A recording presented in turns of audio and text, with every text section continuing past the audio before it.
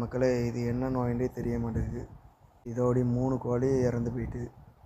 OFM tonic, என்ட்ரோஃப்ளாக்சின் syrup, வேறு மெர்க்யூரின் tablet, வேறு paracetamol tablet, வேறு புரோட்டான் லிவர் டானிக்கு, வேறு ஆட்டுக்கு ஒரு காய்ச்சல் மாத்திரை கொடுப்போம். அந்த காய்ச்சல் மாத்திரை கொடுத்தா ஓரளவுக்குள்ள கோழிகளுக்கு சளி காய்ச்சல் எது இருந்தாலும் கேட்கும்.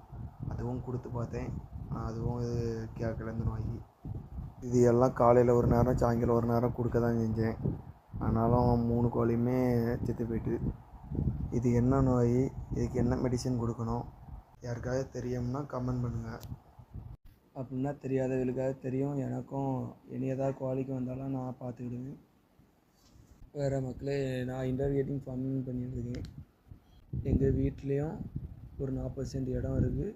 அதுலேயும் சேர்த்து போட்டு இன்டர்கேட்டிங் ஃபார்மிங் பிஸ்னஸ் பண்ணிகிட்ருக்கேன். நமக்கு இந்த கோழி சாவது ஆடு சாவதெல்லாம் புதுசு கிடையாது. நம்ம சின்ன வயசுலேருந்தே பார்த்து வளர்ந்தது. நல்ல பொருள், நல்ல ஆடு எல்லாமே போக தான் செய்யும்.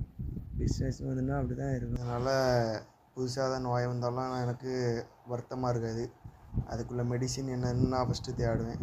பிரச்சனையை ஃபஸ்ட்டு சால்வ் பண்ணது எப்படின்னு தான் ஃபஸ்ட்டு நான் தேடுவேன். எப்படியும் இதுக்கும் மெடிசின் ஒரு 1 வீக்குள்ளே நான் கண்டுபிடிச்சிடுவேன். அப்படி கண்டுபிடிச்சா உங்களுக்கு வீடியோ போட்டு விடுவேன்.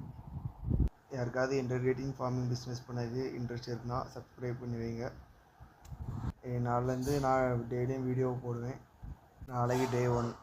நாளைக்கு நான் என்னெல்லாம் வளர்க்கேன்னு எல்லாத்தையும் உங்களுக்கு வீடியோவில் காணிங்க. நாளிலேருந்து வீடியோ டெய்லியும் கரெக்டாக வந்துடும். நாளைக்கு பார்க்கலாம். நன்றி.